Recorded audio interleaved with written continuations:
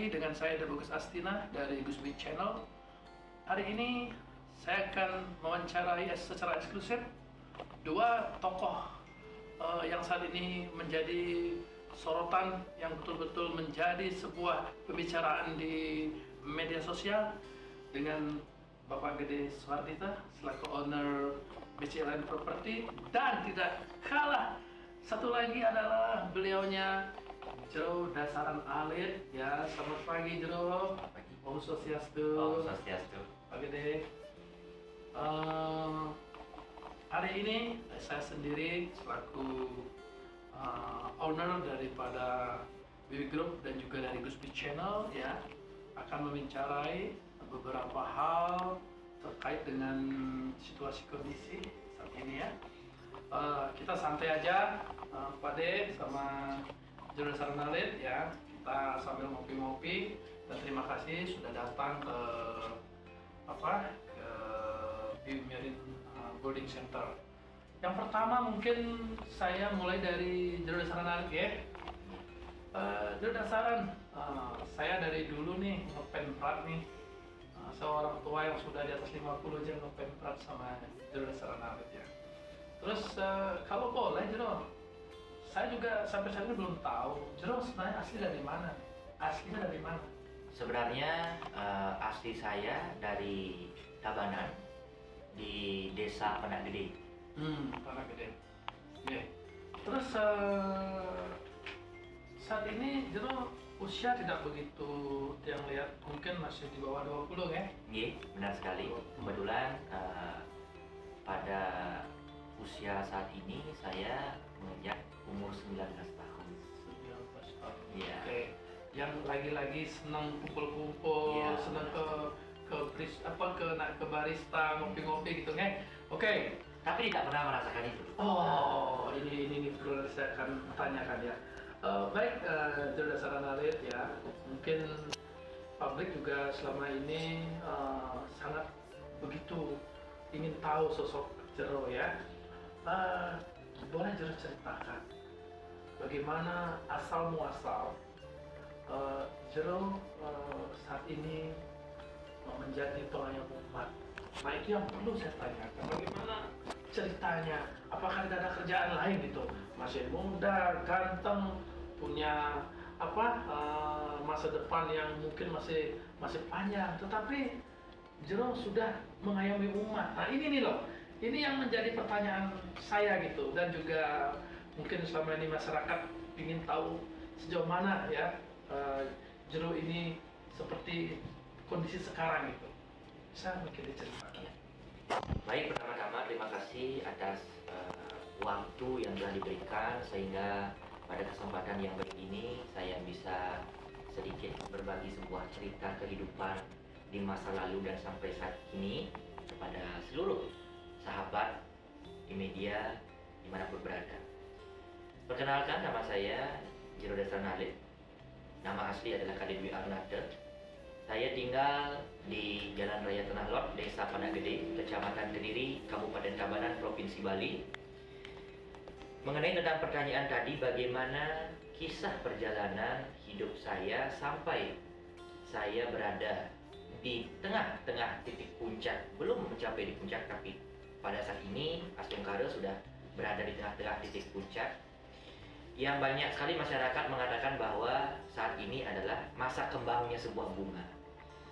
Pertama-tama, dulu perjalanan hidup saya itu sangat berliku. Saya terlahir di keluarga yang sederhana, tapi perlu diingat, di balik kesederhanaan tidak pernah meminta-minta.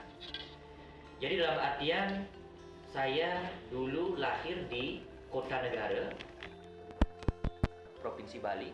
Saya hidup di sana bersama dengan keluarga saya, karena saya di sana bersama keluarga merantau bersama keluarga. Di sana saya bersama dengan ayah dan ibu saya, kakek dan nenek saya juga berada di sana. Kebetulan di sana saya ada keluarga kegiatan bisnis juga di negara. Jadi saya dulu lahir di negara dan keluarga menetap di negara untuk merantau mencari sebuah nafkah. Jadi ketika saya berada di negara, pada saat itu saya masih duduk di bangku SD, TK. Sebelum SD saya TK kecil. Saya ingat dulu namanya TK itu adalah TK Pertiwi yang ada di Negara. Jadi sebelum saya SD, TK sudah saya di Negara, lahir di Negara. SD baru datang ke Pandak, SD baru di Pandak. Jadi pada saat saya TK kecil, saya sudah sakit, tidak bisa berjalan, lumpuh. Karena pada saat itu di medis dikatakan saya terkena polio.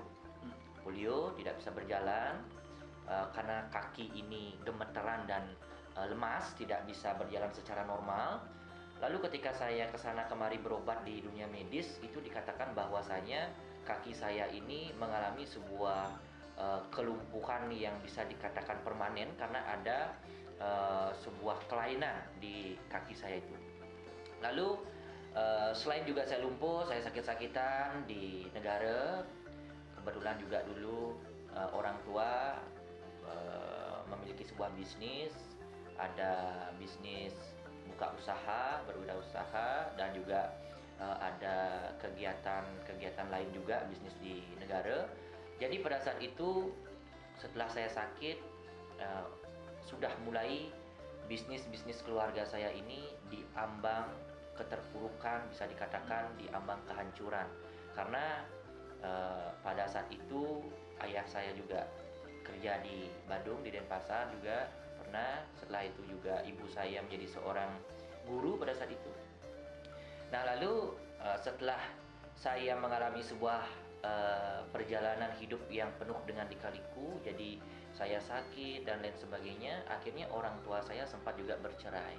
Karena apa? Karena mungkin saja pada saat itu karena saya mengalami sebuah keterpurukan, bisnis keluarga sedang terpuruk, banyak hal yang memang menjadi dasar bahwa di dalam sebuah hubungan keluarga itu menjadi hancur, yang terutama adalah bisa dilihat dari segi bisnis keluarga yang dulunya dikenal banyak orang, ya sukses, bisa dikatakan demikian, tapi ketika pada saat itu sudah terpuruk sekali, sehingga ibu saya meninggalkan diri saya pada saat usia saya masih duduk di bangku TK. Ketika saya ditinggal oleh ibu saya, lalu karena bapak saya saat itu sudah kerja serabutan, pernah menjadi, pada saat itu saya ingat bapak saya itu menjadi supir angkot. Supir angkot, kesana kemari dia menjadi supir angkot. Lalu karena tidak bisa menafkahi anaknya, karena saya pada saat itu sedang ingin begini, ingin begitu. Pada saat itu juga saya masih duduk di TK, kan banyak hal yang saya inginkan pada saat itu. Jadi ketika itu orang tua saya, bapak saya itu sangat berat mengurus dirinya sendiri. Saya sudah berat, apalagi mengurus kedua anaknya. Jadi saya diputuskan untuk tinggal di desa Pandak Gede bersama dengan kakek dan nenek saya. Karena kebetulan pada saat itu kakek dan nenek saya harus pulang juga, karena beliau juga sakit di rantauan karena ayah-ayahan di Pura Luhur Pakendungan. Jadi beliau balik ke Pandak, lalu sudah menetap di Pandak. Jadi pada saat itu saya dititipkan kepada kakek dan nenek saya. Itu pun saya sendiri, tidak mengajak kakak masih di Negara. Orang tua saya merantau untuk mencari kerja, untuk mencari sebuah pekerjaan di Denpasar. Itu pun saya pada saat itu 1 bulan sekali, 1 minggu sekali saya dijenguk lagi. Dia, bapak saya bekerja lagi untuk menghasilkan sebuah nafkah untuk keluarganya, untuk menafkahi keluarganya. Jadi ketika semua itu sudah berlalu, ya bisa dikatakan saya adalah salah satu sesosok anak yang memang tidak mendapatkan kasih sayang orang tua. Jadi saya hidup dengan kakek dan nenek saya dengan kondisi sakit dan lain sebagainya. Dan ketika itu saya tidak bisa berjalan, masih tidak bisa berjalan. Ketika saya selesai TK itu sempat berhenti sekolah karena pada saat itu sedang sakit, tidak bisa lanjut ke sekolah. Lalu setelah itu sudah berobat kesana kemari di medis, sudah berobat, tetap saja tidak bisa diobati. Lalu kakek dan nenek saya memutuskan untuk berobat ke Bali, baik itu mencari orang pintar di Bali untuk bisa mengetahui apa sih sebenarnya sakit dari cucu saya ini. Nah ketika berobat ke Bali, kesana kemari mencari orang pintar di Bali, Ya kira-kira sampai 20-30 orang pintar sudah upekara yang sudah diaturkan itu begitu banyak, upacara adat dan lain sebagainya sudah diaturkan, tetap saja masih sakit. Dan hanya satu kata, ungkapan dari orang pintar itu adalah saya harus ngiring dados jero dasaran. Karena apa? Karena memang leluhur saya dulu ada memang ngiring menjadi seorang jero dasaran yang memang dikenal oleh banyak orang dan sampai memiliki panjat di luar daripada Kabupaten Tabanan, apalagi di Tabanan.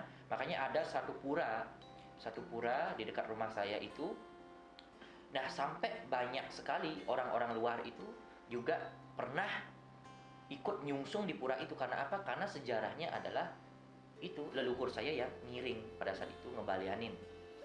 Nah, ketika leluhur saya sudah meninggal dan saat ini kebetulan bereinkarnasi kepada diri saya, dan adalah sebuah bisame yang mengatakan seperti ini, dimanapun nanti leluhur saya yang ngiring itu bereinkarnasi, lahir kembali, walaupun dia kecil, walaupun dia sudah tua, walaupun dia cacat dan lain sebagainya, maka dialah yang berhak untuk meneruskan pengusadan keluarga.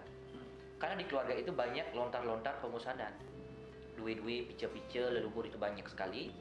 Jadi ketika itu saya masih metempo. Ketika ada balian mengatakan demikian, saya masih metempo. Saya mohon tempo karena kantun saya itu masih anak-anak sekali. Waktu itu saya masih berenjak kelas 1 SD, masih anak-anak sekali, belum mampu mengetahui hal-hal di dunia non medis, baik itu dunia agama dan spiritual, belum mampu mengetahui itu. Dan ketika itu sempat nenek saya mengatakan seperti ini dalam bahasa Bali, muda cucun kian sane kantun alit kerereh niko wenten sane melajahin sane dua kemudian singipun rereh. Dalam bahasa Indonesia saya kutip demikian begini, kenapa cucu saya yang masih anak-anak harus ngiring, harus melakoni kegiatan spiritual? Kenapa tidak orang lain yang memang dia sampai pontang-panting kesana kemari, sampai bersusah payah dia itu belajar begini begitu untuk bisa menjadi seorang tokoh spiritual? Tetapi kenapa tidak dia? Dan pada saat itu Tuhan mengatakan seperti ini, leluhur saya mengatakan seperti ini, saya tidak mencari orang yang pintar, karena orang yang pintar biarkan saja, karena dia sudah pintar. Saya mencari orang yang bodoh, karena dari saya mencari orang yang bodoh, maka orang yang bodoh ini akan mampu dia berkeinginan untuk belajar dan menjadi orang yang pintar. Dan ketika itu masih metempo, masih minta tempo, masih tidak mau ngiring juga karena masih anak-anak. Karena sudah kesana kemari berobat tidak kunjung sembuh, sempat saya bengor, tidak bisa berkomunikasi dan lain sebagainya. Akhirnya saya sempat juga sakit, saya dulu itu pingsan-pingsanan. Ketika nangkil ke pura, pingsan. Ketika di rumah berdiri pun saya tidak sadar, pingsan. Duduk ngobrol pingsan, pingsan-pingsanan. Dan setelah kesana kemari sudah berobat, tetap aja pengenike bawas itu jero dasaran orang pintar itu mengatakan saya harus ngiring. Dan karena sudah bosan-bosannya, banyak uang sudah dikeluarkan, banyak aset sudah habis semuanya. Akhirnya nenek saya berkata seperti ini. Pada saat itu nenek saya masih berjualan. Beliau mengatakan seperti ini, saya sanggup akan ngiringan cucu saya asalkan cucu saya diberikan sebuah kesembuhan dari segala sakitnya. Ketika nenek saya mengatakan hal demikian, dalam waktu beberapa hari, 4 hari, 3 hari itu, datang sesosok orang, seorang pria, tapi dengan keadaan dia itu gila. Keadaan dia itu gila, datang ke warung saya, dan dia mengatakan seperti ini, di mana cucu Anda yang sakit? Saya datang untuk mengobati cucu Anda yang sakit. Nah, seketika dia mengatakan demikian, diajaklah. Karena feeling nenek saya itu, wah ini udah nggak masuk akal nih. Ada orang gila yang datang mengatakan cucunya yang sedang sakit, dan orang gila itu pun tidak diketahui oleh siapapun di desa. Jadi nenek saya itu menganggap ini ada utusan ini. Akhirnya diajaklah ke lantai 2. Pada saat itu diobati, kaki saya diobati pakai pada saat itu sabun wing diobati. Setelah diobati, akhirnya jarak waktu beberapa hari kaki saya gatal yang luar biasa. Setelah kaki saya gatal yang luar biasa, akhirnya kaki saya itu saya bawa, coba saya sentuhkan ke tegel, ke lantai. Semakin saya sentuhkan ke lantai, semakin hilang gatalnya itu. Setelah beberapa waktu, selama 1 bulan saya berlatih, kembali normal. Kaki saya kembali normal tanpa ada obat medis sedikit pun. Kembali normal. Setelah itu, pingsanan saya itu berdiri pingsan, ke pura, kemanapun acara pingsan. Berobat harus ngiring. Diobati, karena sudah sanggup mau ngiring, akhirnya sembuh. Tetapi pada saat saya sudah sembuh total, semuanya tidak ada sakit, lagi nenek saya itu mengatakan bahwa metempo dulu, karena saya masih anak-anak. Nenek saya berpikir saya harus sekolah, jadi supaya tidak terganggu sekolahnya, jadi metempo dulu. Ketika metempo lagi, bengor lagi bibir saya, bengor, seperti orang stroke itu, tidak bisa ngomong. Setelah itu nangkil ke jero balian, ada orang pintar nangkil ke sana, disuruhlah mencari kotoran kuda merah. Tetapi dengan persyaratan harus sanggup ngiring, harus sanggup ngayah. Nah, ketika itu dicarilah obat itu. Setelah ketemu, dipergunakan sebagai teh, lalu saya minum. Sekali saja saya minum, saya langsung sembuh. Dan ketika itu sudah cukup. Akhirnya mau dan sanggup untuk ngatur ngayah. Ketika ngatur ngayah, baru matur piuning, memohon izin kepada Tri Kahyangan yang ada di desa, ketika itu juga menjaya-jaya dan lain sebagainya. Setelah sanggup ngatur ngayah, adalah satu pasien pertama dari Karangasem. Pada saat itu dia perutnya bengkak, dia datang. Setelah dia datang itu, sebelum dia datang, dia tuh sempat bermimpi bahwasanya dia itu dicari oleh orang tua, anak lingsir. Disuruhlah dia untuk datang ke tepi Sirining Segara Tanah Lot. Di sana dilihatlah ada orang alit yang ngiring. Di sanalah. Entar dulu, Jero waktu itu umur berapa? Pada saat itu saya kira-kira belum SD, saya kira-kira umur 6 tahunan. 6 tahun. Mau beranjak ke SD. Umur 6 tahun. Pada saat itu dia datang, orang itu datang ke Tanah Lot, lalu ditanyakan Tanah Lot, ada nggak orang kecil ngiring? Tidak ada. Ketika mangku di sana mengatakan tidak ada, lalu adalah satu keluarga saya kebetulan ada di sana dan mengatakan bahwa ada nak ngiring, ada orang ngiring, itu keponakan saya ngiring di luar Pakendungan. Itu rumahnya berdekatan dengan saya di desa Padak Gede. Jadi kalau mau tahu, ayo sama-sama kita datang ke sana. Nah, ketika diantar dengan keluarga saya, dan orang yang sakit dari Karangasem ini langsung mengatakan seperti, inilah dia, inilah yang ada di dalam mimpi saya. Lalu ketika itu saya tidak tahu apa-apa, saya tidak tahu obat apapun, saya tidak bisa memantra, tidak bisa berkomunikasi dengan. Bagaimana SOP-nya? Karena ini kan first impression ini, iya. Ada pasien datang ke tempatnya Jero. Terus Jero kan pasti berpikir, ibaratnya kalau dokter gitu ya, harus sudah mempersiapkan SOP kan. Nah, Jero kan masih umur mungkin 5 tahun ya atau 6 tahun. Terus bagaimana Jero membayangkan, ada pasien datang nih, saya harus bagaimana kan gitu. Saya tidak bisa membayangkan sekecil itu, saya tidak bisa membayangkan. Itu hanya saya anggap sebagai tamu saja, sebagai tamu. Saya tidak mempersiapkan apapun saya tidak tahu pada saat itu. Hanya saja ada sebuah bisikan di samping saya mengatakan seperti ini. Colein pas, ya, colein pas ini ibaratnya air liur ya? Air liur, menggunakan air ludah untuk mengobati. Nah, seperti itu. Dan percaya tidak percaya, ketika saya ambil air liur saya pegang di perutnya, saya kasih di perutnya dia. Yang suruh dia pulang, karena dia tidak bisa berkomunikasi apapun lagi. Saya suruh dia pulang. Beberapa minggunya dia datang lagi, dengan membawa babi guling, karena dia itu pernah mesesangi katanya. Dan yang lihat dia itu sudah sembuh. Perutnya itu sudah sembuh. Lalu mesesangi, saya aturkan sesanginya dia, di sanalah mulai heboh, di desa mulai heboh, dikenalah, itu ada dasaran cenik. Nah, belum dasaran alit, dasaran cenik. Itu ada dasaran cenik. Akhirnya dikenalah Dasaran Alit begitu. Dirubah lagi ceniknya itu dalam bahasa halus kan alit. Dirubahlah menjadi Dasaran Alit. Nah, karena setelah demikian sedang heboh-hebohnya banyak pasien datang. Pada saat itu saya sekitar tahun 2010-2009 itu belum ada anak kecil yang ngiring. Pada saat itu di Jakarta, di Jawa itu hanya saya ingat itu Ponari. Pada zaman Ponari. Ya. Ada zaman Ponari itu di Bali saya. Oh, Makanya dikatakan tapi bahwa satu zaman. Oh. Ponari di Jawa dan Ponari di Bali. Oh. Nah, seperti itu. Dan sampai beberapa pasien sudah sembuh, sampai ada orang yang tidak bisa punya anak, sampai keberbekan. Dan saya setelah itu tidak tahu sastra, tidak tahu agama, dan tidak bisa berkomunikasi dengan dunia lain. Tapi saya memiliki teman-teman yang tidak terlihat, yang namanya saya sebutkan Sari ada, namanya Sari. Pokoknya cantik-cantik semua, tapi itu tidak terlihat. Tidak kelihatan. Itulah yang orang Bali katakan itu wong samar. Oh, samar. Itu yang sudah berteman dengan itu. Sampai sekarang, Bang? Sampai sekarang. Tapi saya belum bisa berkomunikasi dengan Tuhan, belum bisa. Pada saat itu belum bisa. Saya belum bisa apa-apa. Hanya saja teman-teman samar ini yang membantu saya. Ada orang datang pakai obat ini, dia yang mengasih tahu. Pakai obat ini sembuh, pakai obat ini sembuh. Itu saja. Dan sampai sekarang saya berteman dengan itu.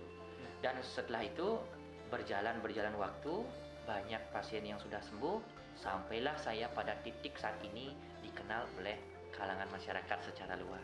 Oke. Pemirsa, dari tadi penjelasan Juru Dasaran Alit, saya bisa ambil sebuah benang merahnya adalah kejadian-kejadian masa lalu, walaupun itu suka dukanya begitu banyak, tapi tidak selalu mencerminkan yang tidak baik di masa akan datang. Ini contohnya, berdasarkan Alit.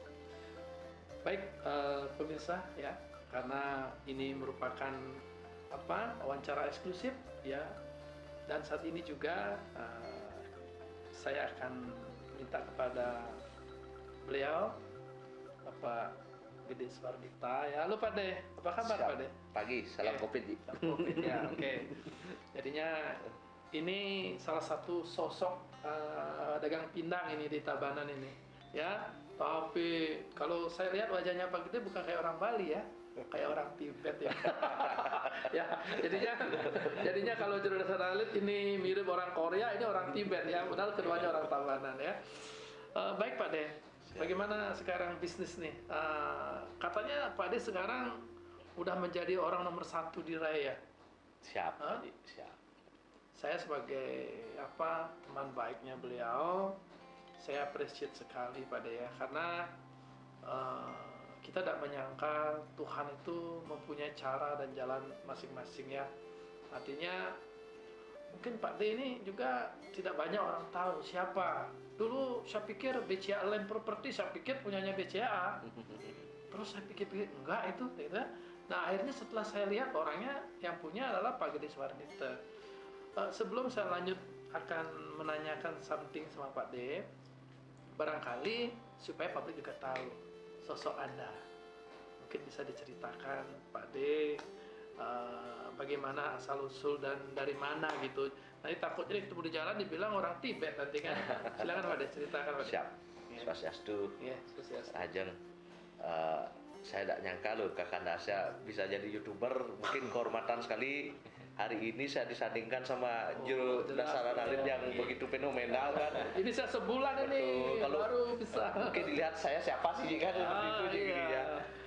Baik, mungkin Ji, seperti yang Aji tanyakan tadi, pas saya sebenarnya sama seperti Juru Dasaran Alit, lahir dari keluarga sederhana, memiliki orang tua seorang dagang pinang. Itu memang pas Ji. Bener ya? Betul. Oh, berarti tidak salah dong saya dengar nih. Karena saya nyari gosip ke tetangga dulu sebelum wawancara kan.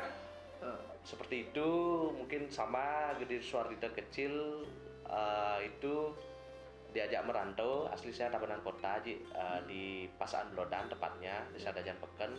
Diajak merantau sama orang tua saya ke Bajro Ji. Ke Bajro dengan ibu saya jualan ikan laut di pasar. Mungkin sama kecil begitu seperti anak desa lah. Akhirnya menjadi sosok Gede Swardita yang remaja.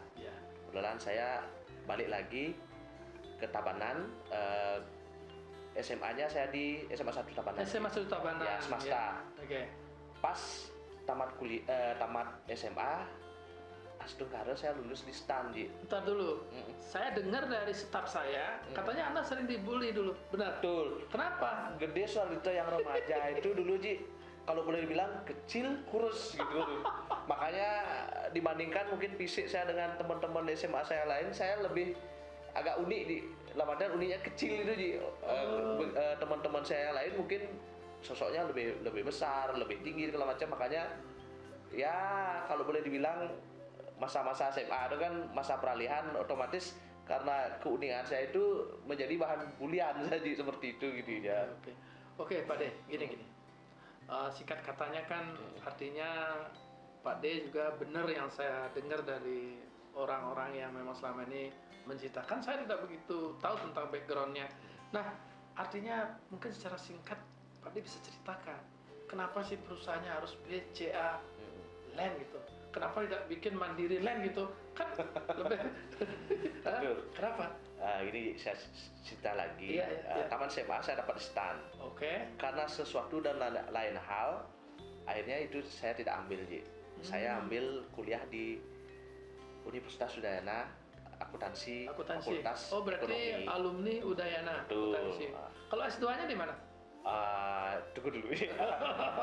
Terus karena waktu itu kuliahnya kuliah sore di esensi saya semester 3, saya tidak ada kerjaan siangnya, Ya.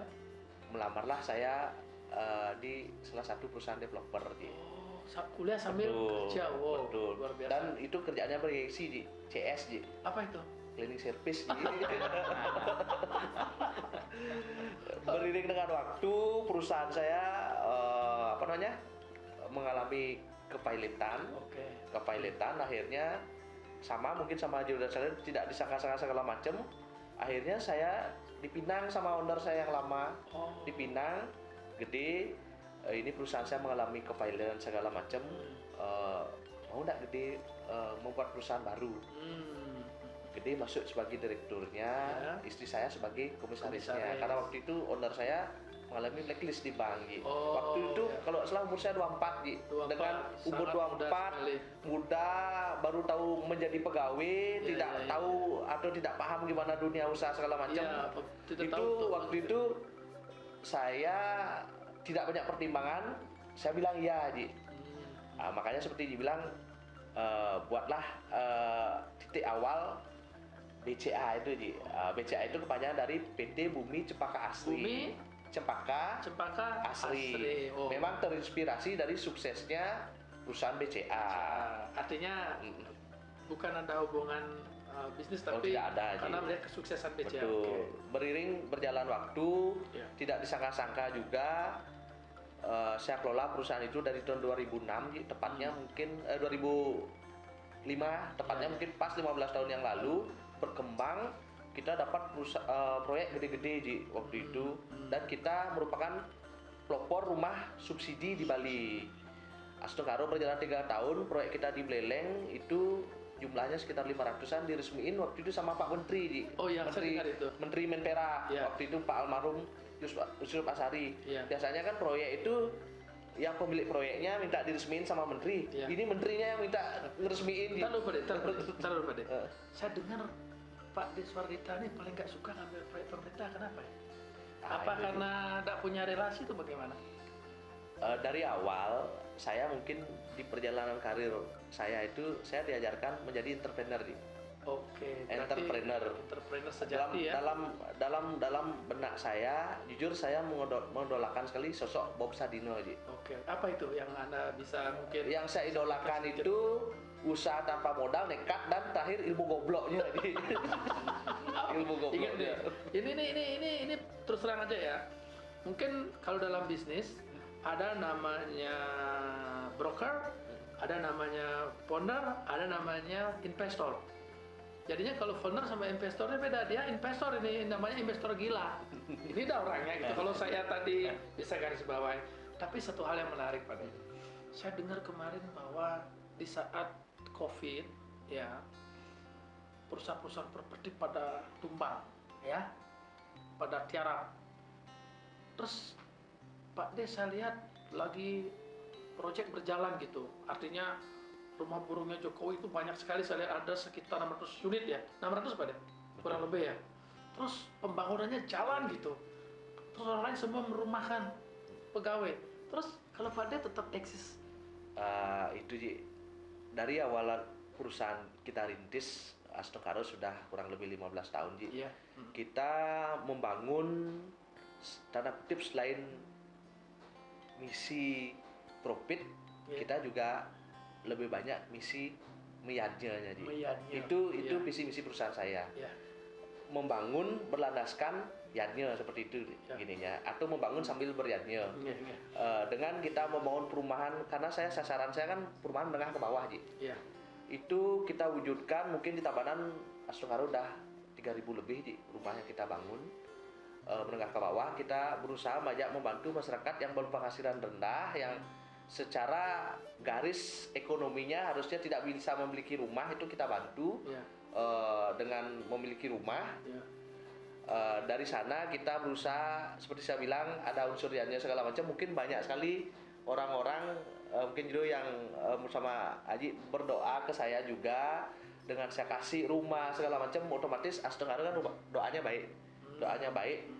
Dengan banyaknya juga doanya baik, mungkin di situasi seperti kemarin, di mana sektor properti memang terpukul sekali, yang dengan middle up-nya Ji. Iya, iya. Rumah itu saya bagi dua, middle up dan middle low. Middle up itu 500 juta ke atas, Iya. middle low itu 500 juta ke bawah. Hmm. Astokaro pasar itu masih ada, dan bank itu masih mau membiayai rumah yang middle ke bawah itu. Makanya dengan track record kita, portofolio kita, dan goodwill kita atau nama baik kita masih dipercaya sama masyarakat konsumen sampai detik ini, dan masih bisa bertahan Astokaro seperti dalam di situasi mungkin COVID ini dari akhir Maret sampai Daya beli betul. masyarakat sangat rendah, tapi masih bisa BCA Land Property ini setiap bulan rata-rata berapa bisa melepas untuk penjualan? Kalau closingnya memang sih kita dari sebelum COVID dengan COVID ini menurun Ya, Ji. artinya COVID ini Masa penjualan masih COVID berapa? ini ya jelek-jeleknya satu bulan tuh minimal closing 10 lah kita Ji. Luar biasa. Ya Soekarno cukup untuk biaya gaji pegawai dan biaya bayar di bank Ji. Di situasi lain seperti Ji bilang, teman-teman di usaha lain atau di properti khususnya banyak yang sudah merumahkan pegawai, Ya. proyeknya sudah tidak berjalan. Kita Astokaro masih bisa berjalan biarpun agak melandai, tapi seperti saya bilang itu dah mungkin berkat doa-doa orang sekitar saya, doa konsumen, usaha umum, kita bisa bantu. Mungkin saya banyak-banyak bersyukur juga, selain dari usaha tim kita juga Astokaro lamatian orang bilang ada usaha, ada jalan seizin restu yang di atas, mungkin seperti oke. itu. Dan saya kutip terakhir bahasanya Ji, itu saya melekat sekali di diri saya. Orang bilang pelaut yang tangguh tidak akan dilahirkan di perairan yang tenang. Itu di motonya Ji. Oke, baik. Terus kalau boleh tahu Pak De karyawan berapa yang saat ini ada, karena perusahaannya begitu untuk rumahnya kan besar sekali. Terus Pak De berapa ada karyawan? Kalau karyawan tetap saya mungkin sekitar 20-an Ji. 20-an. Untuk di plus proyek? tenaga di proyek segala macam itu ratusan Ji. Nah, luar biasa pemirsa ya. Jadinya beliau ini termasuk pengusaha tangguh ya. Kenapa saya bilang tangguh? Seteguh batu karang ya. Artinya mungkin apa yang disampaikan, doa-doa dari teman-teman, kawan-kawan itu kan akan mengerucut, dan itu juga akan memberikan sebuah makna ya, bahwa setiap usaha akan berjalan dengan baik. Satu lagi Pak De, saya ingin tahu, sekarang ini Pak De kan jadi ketua RAI Bali, terus kesibukannya makin bertambah dong. Oke, ngurus keluarga, ngurus perusahaan, ngurus karyawan, dan juga mengabdi sebagai di asosiasi. Ya, saya tahu nih, bagaimana nih cara ngatur waktunya, terutama untuk keluarga dong. Nah, Pak De kan ada istri, Betul. tapi belum ada keberanian dan nambah lagi kan? Siap. Gimana caranya ngatur? Kalau prinsip saya Ji, mungkin mengalir seperti air aja Ji. Kalau segala sesuatu mungkin kita atur dengan tanda kutip planning terlalu formil. Mungkin orang bilang kan planning hanya tinggal planning. Kalau saya jalanin seperti air. Pekerjaan saya anggap sebagai hobi, sama juga ngayah di asosiasi diri. Kebetulan saya dipercaya juga, kebetulan ketua RI termuda Ji. Tumben dari Tabanan ada ketua RI Ji. Biasanya senior-senior saya tepan properti yang dari Berapa Denpasar. umur sekarang Pak Deh? 38 Ji. Umur 38 ketua RI. Biasanya ketua RI itu udah di atas itu kan? Betul, rata-rata di atas 40 Ji saja. Oke, benar. Seperti itu saya jalanin astungara sih. Pembagian waktu untuk keluarga, kerja, sama asosiasi dan yang lainnya tidak terganggu. Tidak masalah. Karena juga astungara saya punya keluarga, istri, anak, karyawan, semua mensupport Ji. Seperti itu gininya. Makanya mungkin sama kayak Jero mungkin Ramadan, kalau segala sesuatu itu kita jalani dengan ikhlas, hobi, semua pasti bisa berjalan, mungkin seperti itu. Ya, gitu. tapi Pak De juga hobi motor besar kan, Harley kan? Siap. Oke, berarti inilah balance life, ya balance life.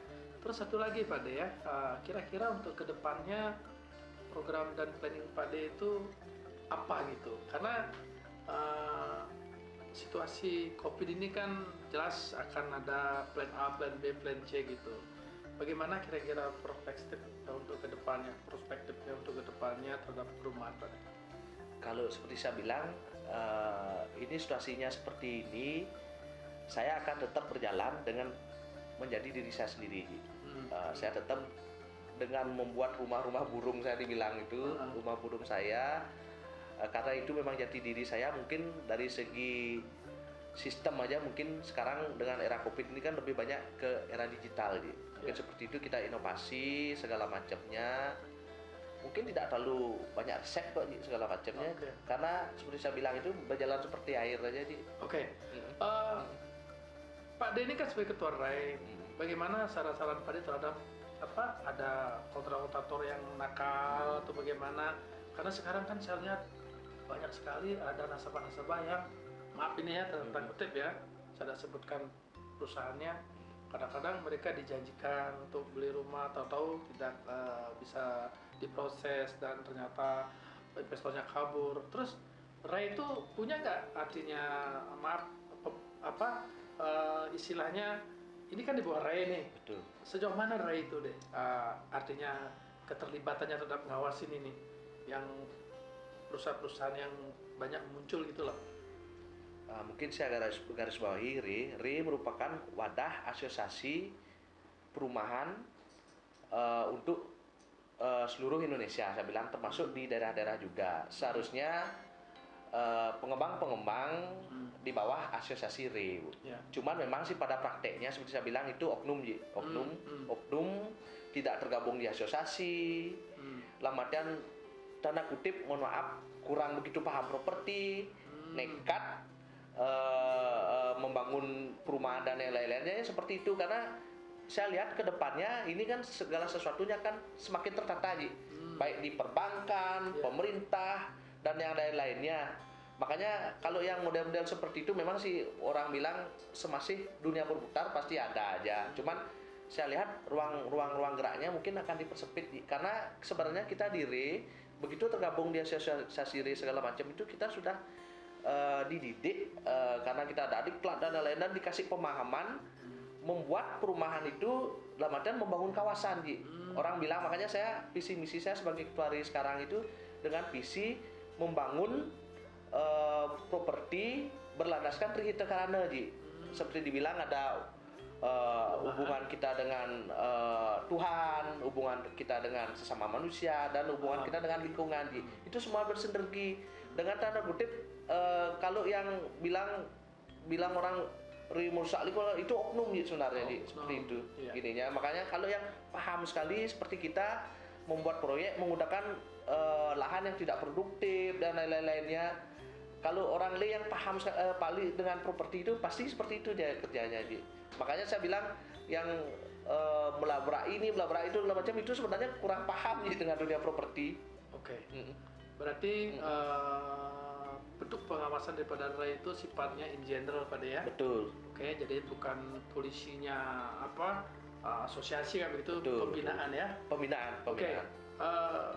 Pemirsa, sekarang kita mengarah kepada Jero Dasaran ini karena sudah mengerucut ya. Jero Dasaran, saya pernah baca buku ya yang judulnya itu begini. Berdoa tidak menjanjikan semua persoalan akan hilang selesai. Tetapi dengan berdoa kita akan kuat menghadapi semua persoalan. Bisa nggak Jero Dasaran untuk memberikan pencerahan? Karena saya sendiri kan bingung juga ini kalau kata-kata seperti itu. Kita sudah berdoa, tetapi tidak bisa menghilangkan semua persoalan. Tetapi dengan kita berdoa, kita akan kuat. Nah ini nih, gimana menurut Jero Dasaran? Baik, terkadang seperti apa yang disampaikan tadi, bahwasanya hanya berdoa tidak akan mampu untuk menyelesaikan segala masalah. Kenapa? Karena kalau kita hanya fokus berdoa tanpa adanya berusaha, maka masalah yang kita dapati dalam kehidupan ini tidak akan bisa kita selesaikan dengan baik. Namun, berdoalah kalian dan juga diimbangi dengan usaha. Maka ketika kalian berdoa untuk mendapatkan sebuah kekuatan untuk apa? Kekuatan untuk berusaha. Untuk berusaha agar mampu segala permasalahan yang kita dapati bisa kita selesaikan dengan baik. Bisa mendapatkan titik temu yang kita inginkan. Nah, jadi seperti itu. Makanya sering saya mengatakan di beberapa media, karena saya bertemu cara dan sering memberikan sebuah motivasi wejangan kepada seluruh masyarakat. Masalah, ujian, godaan itu ibaratnya seperti rumah, dan di dalam rumah itu ada berjuta-juta hiasan yang ada. Jadi itu adalah pelengkap, itu adalah sebuah di mana Tuhan menginginkan kita untuk belajar. Makanya dari masalah kita mendapatkan sebuah pembelajaran. Ketika kita menjadi manusia tidak bisa berkomunikasi dengan Tuhan, maka Tuhan ingin berkomunikasi dengan kita, ingin mengajarkan tentang kebaikan dan ingin mengajarkan sebuah bagaimana kita hidup dengan cara yang kuat, dengan kokoh. Maka dari masalah, ujian dan godaan inilah Tuhan menginginkan berkomunikasi dengan kita, dan kita bisa belajar dari segala masalah. Secara tidak langsung kita belajar dari Tuhan. Dan sering yang sudah menyampaikan, kalau kita ingin pintar, maka belajarlah dari buku. Maka kalau kita belajar dari buku, kita baca buku, kita perbanyak menggali ilmu dari buku, maka kita akan pintar. Tetapi kalau kita ingin bijaksana, ingin pintar dalam sebuah intelektual pemikiran dan etika kita, maka kita tidak bisa belajar semata-mata dari buku. Kalau kita ingin bijaksana, maka di mana kita belajar? Maka belajarlah dari sebuah masalah, ujian, tantangan, godaan, dan semua dan lain sebagainya. Maka belajarlah dari sana. Karena titik temu adalah masalah adalah sebuah pembelajaran bagi orang untuk menuju sebuah pendewasaan. Sama seperti kita bersekolah. Di sekolah saja ada yang namanya ujian. Kalau kita mau naik kepada tingkat atau jenjang yang lebih tinggi, maka kita akan digoda oleh ujian itu. Kalau kita sudah mampu melewati ujian dan rintangan yang telah ditentukan, maka di sana kita akan mendapatkan sebuah hasil yang akan menuju kepada sebuah kesuksesan. Luar biasa. Oke, Jero, sekarang ini kan mau pemilihan bupati serentak nih. Saya dengar nih, Jero, tapi saya nggak nuduh kan. saya nggak nuduh dan tanda kutip ini. Ibaratnya bajang jegek, ya nggak? Istilahnya bunga natah gitu. Kan sudah pasti nih, tim-tim sukses sudah pada datang nih ke Jero di Pandak kan. Nah, karena Jero kan melayani umat. Yang datangnya kan umat, walaupun visi misinya mungkin beda kan. Nah, saya sih ingin tahu secara langsung sama Jero, karena bagaimana juga mungkin publik ingin tahu nih, karena Jero ini sekarang pasti dikejar nih, karena betul-betul menjadi public figure, terutama milenial nih di Tabanan. Kalau Bali sudah cerita deh, Tabanan nih. Sekarang followernya berapa Jero? Banyaknya? Sudah lumayan banyak. Ya, berapa? Di Instagram itu ya sudah mencapai 16,7 ribu. Luar biasa. Dan di Facebook juga sudah mencapai followers yang 27 ribuan juga Oke, sekarang. Jero, saya tanya nih, apakah sudah ada pemain-pemain sirkus yang datang ke ke Jero? Artinya Jero buka aja, ya nggak? Iya. Karena Jero kan pelayan umat. Iya. Maksudnya pemain-pemain sirkus sudah pernah datang nggak? Nah. Ditambah kan ada 2 calon nih. Iya. Ada calon Jayawira, ada calon Panji Adi. Budi. Oke. Ini kita harus buka nih ke publik ini. Oke ya? Ada calon Jayawira, ada calon Panji Budi. Nah, kalau Jero spiritual nggak bisa bohong dong, ya nggak? Harus jujur. Kira-kira apakah sudah ada datang nih pemain-pemain sirkus tersebut? Ya, pertama-tama sebelum saya menjawab sebuah pertanyaan yang akan rintangan dan Tidak usah bicara umum. Jadi begini, agar juga masyarakat bisa memahami, sebenarnya jangan kita anti politik. Politik itu adalah sebuah cikal bakal di mana kalau kita ingin merubah dunia. Nah, ini adalah prinsip saya. Artinya ini filosofis yang bisa kita gunakan bersama. Kadang-kadang ketika kita berbicara masalah politik, banyak hal yang memang ada di politik. Ada baik dan buruk. Tetapi masyarakat kan mengatakan bahwa politik itu buruk, politik itu jahat. Tapi itu adalah sesuatu yang salah. Kenapa? Saya sekarang berbagi sebuah inspirasi itu. Kalau kalian atau kita ingin merubah dunia, kita tidak bisa seperti saya, contoh sebagai seorang pelayan umat, ngeleneng.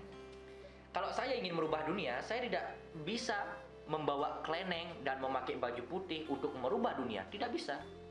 Kalau kita ingin merubah dunia, maka kita harus masuk ke dalam ranah sebuah politik itu yang bisa membuat kebijakan. Maka ketika kita masuk ke ranah politik, maka kita bisa merubah lingkungan ataupun dunia. Kalau kita menjadi mangku, bagaimana kita bisa merubah dunia? Karena apa? Karena seorang mangku itu hanya sebatas untuk mendoakan dunia agar bisa menjadi lebih baik, tapi tidak bisa merubah. Tapi kalau di dunia politik menjadi seorang pemimpin, dia berhak dan bisa merubah lingkungan yang ada di sekitarnya. Itu yang pertama. Jadi masuk lagi dalam pertanyaan. Ada Udah kan? banyak, Udah ya, banyak. udah ada. Oke. Dan Buka bukan aja, buka hanya aja, buka aja. bukan hanya satu, bukan hanya kepada satu yang mengkerucut kepada titik kepalanya saja, tetapi jari-jari, baik itu jari-jari semuanya yang ada di dalam tubuh itu pun. Itu pemain sirkus namanya. Iya, banyak yang datang. Pendukung-pendukungnya banyak juga yang datang. Terus dia bilang apa Pak Jero? Ya sempat juga diajak berbincang-bincang. Itu kan Pernah Kak Jero dijanjikan gitu? ya dijanjikan kan sering ya. Dijanjikan apa? Banyak janjikan yang lain sebagainya ya dijanjikan. Ada yang menjanjikan kalau memang naik nanti akan, karena Jero selaku orang spiritual yang memahami agama, nanti dikasih di Kementerian Agama dan lain sebagainya ya. Artinya ya itu adalah janji-janji yang memang kadang-kadang saya tidak ingin ya begitu baru diberikan janji langsung saya bergebu-gebu untuk memilih dan lain sebagainya, karena namanya juga janji, terkadang banyak janji yang tidak ditepati sehingga akan menimbulkan sebuah sakit dalam hati. Di samping ujung-ujungnya. janji, apakah dia nyampaikan program Pak Jero? Yang menyampaikan program dan juga beberapa juga mengajak saya untuk ikut menjadi tim sesnya karena memang saya dilihat di Tabanan khususnya banyak anak muda nih, karena saya beberapa memegang beberapa grup anak muda di sosial media yang ada di Tabanan. Jadi ini dicari karena memang satu, ketika sekarang ini di ajang politik anak muda lah yang sebenarnya berperan yang sangat penting sekali, yang berperan besar. Nah jadi inilah artinya saya diajak untuk begitu, tapi kembali lagi karena seorang pengayah tidak bisa untuk ikut bertarung di dunia politik itu. Makanya saya katakan bahwa saya hanya bisa mendoakan yang terbaik, tetapi untuk bisa berhasil ataupun tidak kembali kepada Tuhan. Karena seorang bakal calon pemimpin yang ada di Tabanan itu bukan hanya bertarung masalah kecerdasan, masalah program, tetapi di balik semua itu ada Tuhan yang menentukan. Karena Tuhan yang menentukan segalanya. Oke, Jero ada saran. Dari 2 calon di Tabanan ini kan Jero pasti tahu arti daripada nama yang dibuat kan, misalnya Jaya Wira. Ini gimana menurut pandangan spiritualnya Jero gimana? Jayawira nih menurut Jero spiritual, pandangan spiritual seperti apa? Jaya. Jaya itu berkuasa. Berkuasa itu dia mampu mendapatkan sebuah hasil dari segala sebuah proses yang ia lewati. Maka dia akan berjaya. Wira. Wira itu bisa dikatakan wirang. Ia itu bisa pemenang. Jadinya dia akan bisa menjadi seorang yang berhasil dan menjadi seorang yang pemenang. Jadi berwira. Jadi seorang perwira kan seorang pemimpin juga. Perwira menjadi seorang pemimpin. Wirang kalau dikatakan menjadi seorang perwira, maka dia akan bisa menjadi seorang pemenang. Nah, itu dari arti yang mengandung di dalam makna. arti yang tadi itu. Ya. Terus kalau Panji Budi, Padi. Nah, Padi, Panji Budi ya, Padi. Padi, Panji, Budi. Nah, itu kalau Panji itu ibaratnya sebuah, ya kalau dikatakan dalam keilmuan filsafat, kalau Panji itu sebuah tanda-tanda atau Panji itu sebuah kewibawaan, orang yang berwibawa dan memiliki sebuah keberhasilan juga dalam arti Panji. Tapi Budi itu sebuah tingkah laku kebaikan. Tingkah laku kebaikan itu yang berkerucut pada budi yang luhur, memiliki sebuah intelektual, pemikiran dan juga kecerdasan, tingkah laku yang baik, itu dikatakan dari segi nama Budi, maka disingkat Padi. Nah, Padi ini, ya yang tidak tahu, Padi ini ya kalau kita maknain, Padi ini memang asal muasal daripada kehidupan alam semesta di padi ini. Jadi padi ini sebuah memang cikal bakal sebuah kehidupan, karena akan bisa menjadi sebuah makanan untuk bisa menghidupkan banyak orang. Ini dari padi itu sendiri. Ya. Jadinya kalau kita lihat passionnya, treatmentnya secara tidak langsung, keduanya kan namanya semua bagus. Tapi dengan tidak mendahului Tuhan. Nah, Jero Dasaran kan secara spiritual ini, secara spiritual loh. Kalau seorang pengamat kan pasti saja, oh ini begini, ini begini. Saya pun punya pandangan sama pengamat sama kayak Pak Gede kan. Secara spiritual, ini artinya spiritualnya Jero Dasaran gitu. Tapi tidak mendahului Tuhan. Mana nih kira-kira Jayawira dan Padi ini yang menurut Jero Dasaran lebih dominan nih dari artinya secara gaib gitu? Yang mana nih? Nah, ini kita secara gaib, kita belak-belakan aja di sini. Secara gaib gitu loh. Artinya tidak menurut Tuhan loh. Menurut pandangan Jero Dasaran. Kalau pandangan saya beda. Kalau pandangan Pak Gede barangkali dia Padi misalnya kayak gitu. Kalau Jero Dasaran dari dua calon ini yang bertarung ini, menurut Jero Dasaran kira-kira yang mempunyai sebuah sinar, kan sinar keduanya, yang mana nih sinarnya lebih besar gitu? Dari segi matematis, Yeah. dari segi matematis kita ketahui bersama di Tabanan ini adalah kandang merah, kandang yang berwarna merah, sehingga dari Tabanan ini adalah di mana rumah daripada banteng merah kita. Yeah. Jadi kalau misalnya kita berbicara masalah kekuatan politik, yang merah lah yang memang kuat gitu, yang memang kuat, yang memang dari dulu tidak bisa terkalahkan gitu, karena kalau di Bali, khususnya di Bali kita berbicara masalah kandang politik merah, ya di sini tidak akan bisa dikalahkan, karena di sini semuanya ya kebanyakan dari sekian persen, ya katakanlah 85 sampai 100%, ya.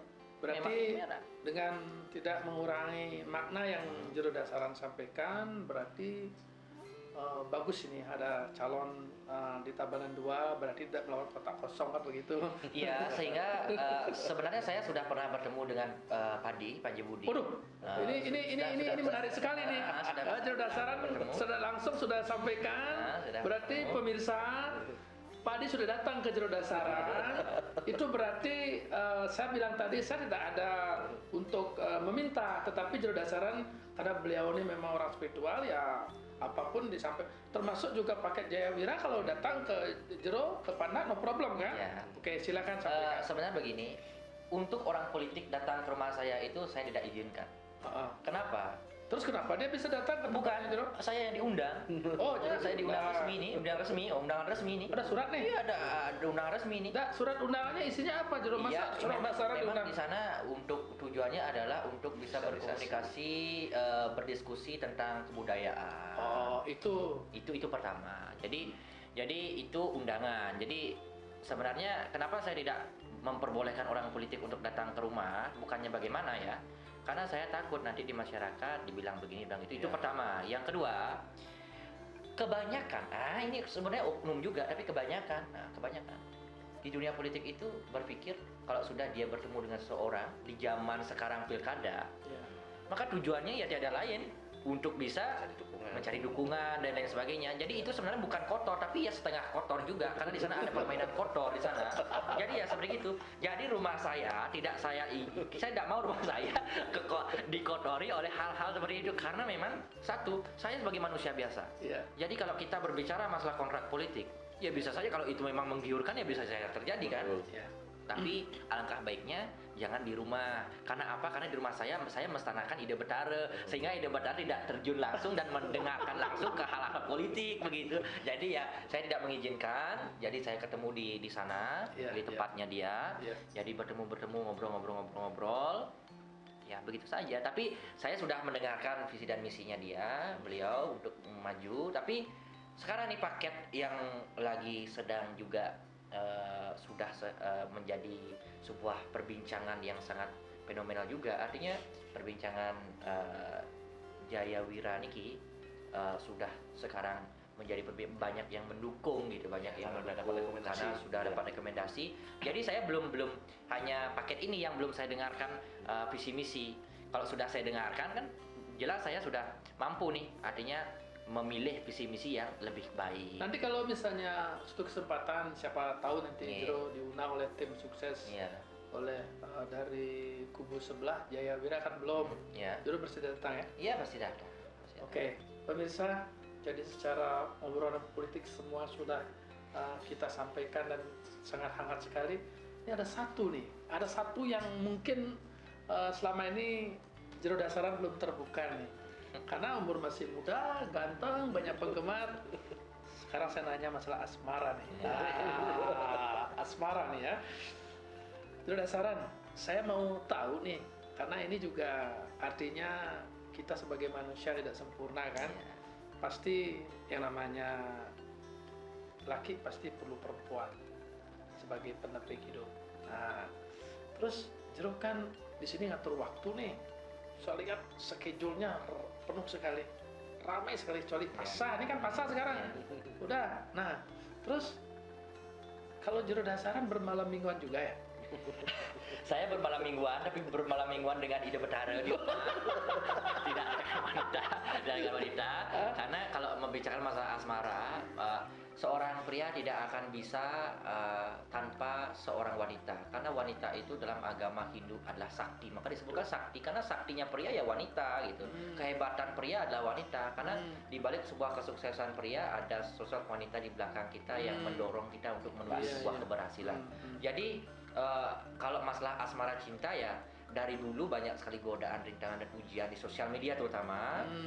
Sampai ada beberapa bukan satu karena beberapa wanita yang memang mungkin bisa dikatakan dalam nakal, mengajak beginilah, ngajak begitulah dan sebagainya karena mungkin kenapsuannya tidak terkontrol. Pernah juga demikian. Jadi masalah pasangan untuk saat ini saya sudah punya pasangan. Pasangan hanya sebatas sementara karena kita tidak tahu jodoh di tangan Tuhan kan, antara jodoh dan jodoh kan kita tidak tahu. Artinya sudah memiliki pasangan sudah sementara ya, tetapi hanya saja begini, saya tidak pernah bermalam minggu dan melakukan hal-hal yang di luar daripada dunia niskala karena saya ingat dengan sesana. Karena ketika orang ngiring kita harus ingat dengan sesana kita mana yang boleh dilakukan dan mana tidak boleh dilakukan. Karena ketika kita melanggar maka itu adalah orang yang tidak memiliki sesana dan itu adalah orang yang hanya mencari sebuah gelar tanpa memperhitungkan apa yang boleh dan apa yang tidak boleh. Tetapi saya beda. Tapi kalau memang saya itu tidak boleh, ya saya tidak gengsi untuk perpacaran, saya sering galau dan lain sebagainya itu sering. Tapi hanya saya itu lebih sering berdekat dengan beliau. Gini Jero Dasaran, gini. Artinya tadi kan sudah disampaikan namanya kebutuhan ya kita pacaran. Mungkin kalau di sini ada nggak istilahnya Jero punya resep khusus? Kalau pacaran dengan saya ada apa kriteria? Artinya kalau orang asing nikah sama orang Indonesia ada pranikah, prapacaran. ada nggak misalnya khusus Jero Dasaran buat catatan kalau yuk pacaran sama saya A B C D, mungkin terakhir kalau kamu mungkin nanti saya putusin kamu tidak boleh miso-miso saya gitu, misalnya bicara-bicara kotor gitu, contoh kan, kan tidak mungkin. Harus dari awal Jero mungkin sampaikan. Coba Jero. Syarat pertama adalah harus wanita, yang kedua adalah saya ini kan orangnya lebih sering, ya bisa dikatakan sebelum saya berpacaran dengan wanita, saya itu punya kekasih gelap juga. Kekasih gelap saya itu adalah keleneng. Kekasih gelap saya. Setiap hari saya bermain di sana, membawa keleneng ke sana kemari kan. Itu kekasih kedua saya. Jadi, jadi ibaratnya begini, saya mencari pasangan karena kegiatan saya sehari-hari adalah pelayan umat, ngantap upekara dan lain sebagainya. Selain menjadi seorang Jero Dasaran, ya saya yang pertama adalah yang sama, semisi dengan saya. Ibaratnya ya pintar, menjahitan, buat upekara. Yang kedua adalah dia adalah orang yang baik, yang bisa mengerti pasangannya. Karena saya ini mencari yang pengertian, karena sekarang ini saya sedang punya fans banyak, ini ingin bertemu, ini ingin supaya tidak ada kecemburuan lah, tidak ada kecemburuan ketika ada fans wanita yang dekat dengan kita, kan kita harus artinya kita harus berperilaku baik juga, artinya ya harus bisa pengertian, mengerti masalah waktu dan juga lain sebagainya, karena saya orangnya sibuk, harus bisa mengerti, tidak bisa terus berkomunikasi. Jadinya ya seperti itu sih persyaratan, tidak ada yang gini yang memang berat-berat. Terus kalau misalnya nanti maaf ini kan fannya Jero banyak sekali ya. Mungkin fannya Jero nanti ada yang ke sebelah, ada yang ke sebelah. Gimana caranya untuk mengantisipasi Jero? Untuk ini kan jelas dah fannya Jero ini kan tidak mungkin bisa satu warna gitu loh.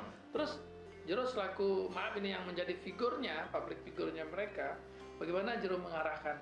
Sebenarnya begini, ketika banyak fans yang sudah dekat dengan Tiang, ya Tiang jaga beliau, mereka Tiang jaga. Kenapa? Karena kasih memang pengertian. Kasih pengertian di awal. Jangan pernah kita itu mendekati seseorang dengan bertujuan hal-hal yang tidak baik. Jadi mereka itu menjadi fans saya itu, mereka adalah fans setia. Ketika ada orang yang ingin menjatuhkan saya, karena ya namanya kita berada di suatu titik yang di atas, maka banyak hal ibarat seperti pohon.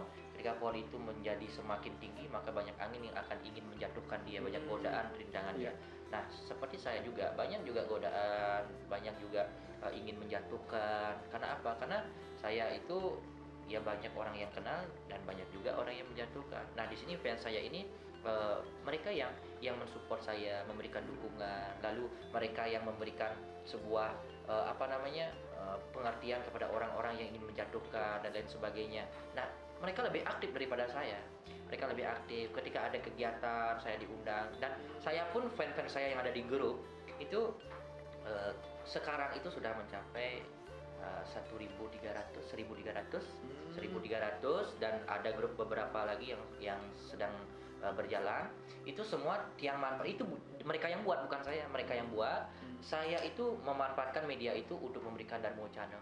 Contoh, Hari Tupak Landap, ya saya berkomunikasi kalian ini agar tahu bahwa Hari Tupak Landap ini maknanya seperti ini, seperti itu. Ya seperti itu. Oke, Jero Dasaran, ada nggak sesuatu yang mungkin bisa dipakai pencerahan oleh masyarakat dan publik dari Jero sendiri, memberikan sebuah wejangan gitu loh pada kesempatan yang berbahagia ini, supaya masyarakat itu lebih melek ya, dan lebih tahu diri bahwa untuk memilih pemimpin itu tidak gampang kan. Silakan mungkin Jero sampaikan bagaimana memilih pemimpin yang baik. Jadi saya akan menyampaikan ke seluruh masyarakat dimanapun berada yang menonton, pemimpin itu ibaratnya sebuah kepala. Menjadi seorang pemimpin atau menjadi seorang kepala, maka dia tidak akan bisa tegak berdiri tanpa adanya kaki, tubuh, dan tangan. Jadi menjadi seorang pemimpin, dia harus mampu mengayomi seluruh masyarakat yang telah mendukung maupun tidak mendukung. Karena menjadi seorang kepala, dia itu hanya bisa berpikir agar bisa, yang berjalan itu adalah kaki dan tangan. Itu ibaratnya otaknya itu adalah kepala seorang pemimpin. Jadi sekarang ketika kita pintar memilih pemimpin, pilihlah cerdaslah kita memilih pemimpin yang menjadi sebuah tokoh yang akan kita jadikan, kita percayai menjadi seorang pemimpin. Kita lihat track recordnya, kita lihat perjalanannya bagaimana, visi misinya bagaimana, kinerjanya dia di dunia politik bagaimana. Jadi disinilah kita harus pintar-pintar dalam menilai dan memilih. Makanya seperti ini, jangan salahkan seorang pemimpin ketika pemimpin itu salah untuk mengambil sebuah tindakan, baik itu salah untuk memutuskan segala sesuatu. Salahkanlah diri kalian sendiri, karena kalian yang memilih. Dia tidak akan bisa menjadi pemimpin tanpa kita yang memilih. Jadi siapa yang salah? Kitalah yang salah, karena kita sudah memilih dia menjadi seorang pemimpin. Jadi kalau kita ingin memiliki pemimpin yang baik, maka pikirkanlah mana yang lebih baik, mana yang lebih memang unggul, yang memang pantas untuk menjadi seorang pemimpin. Ketika kita sudah pintar memilih tanpa adanya sebuah pemikiran ini mendapatkan itu mendapatkan dan inilah lain sebagainya, jangan pernah kita mau dibayar sesuatu untuk menjadikan seseorang menjadi seorang pemimpin. Kalian atau harga diri kita bukan bisa kita bayar dari uang tertentu dan beberapa artinya jabatan-jabatan. Itu bukan harga diri kita. Harga diri kita lebih mahal daripada itu. Jangan pernah kita mau dibayar dengan hal-hal itu. Jadi pilihlah pemimpin yang baik, pilihlah pemimpin yang cerdas. Kembali lagi, carilah pemimpin yang sudah berpengalaman. Karena dari orang yang berpengalaman, ketika dia menjadi seorang pemimpin, maka dia sudah mengetahui apa keluh kesah dan apa yang harus dilakukan dan apa kebutuhan dari masyarakat, ketimbang kita memilih pemimpin yang belum pernah berpengalaman, karena dia mulainya dari nol. Orang yang tidak berpengalaman mulai dari nol, ketika dia mulai dari nol, dia tidak akan cukup waktu untuk 5 tahun kinerjanya dia menjadi seorang pemimpin. Dia belum cukup karena dia tidak begitu memahami bagaimana kebutuhan masyarakat. Tapi ketika seorang calon sudah pernah menjadi seorang pemimpin, maka dia sudah mampu mengetahui apa kebutuhan masyarakat, bagaimana struktur dan lain sebagainya kegiatan yang ada di daerahnya itu, dia sudah mampu mengetahui, dan sekarang ia hanya sekedar untuk bisa melanjutkannya. Oh, berarti dari yang Juru Dasar sampaikan, kok saya ini mengarah kepada Jayawira ini, karena Jayawira yang sudah teruji, ya, dari DPR, kalau Sanjaya, kemudian Wakil Bupati, sudah di akar rumput, sudah tahu betul tentang Tabanan, berarti begitu kan? Ya, sekarang cerdas untuk masyarakat menilainya saja. Oh, berarti artinya sudah jelas dah. Juru Dasaran. Silakan kita nilai bersama-sama. Ya, oke. Baik, berarti pemirsa, ini salah satu obrolan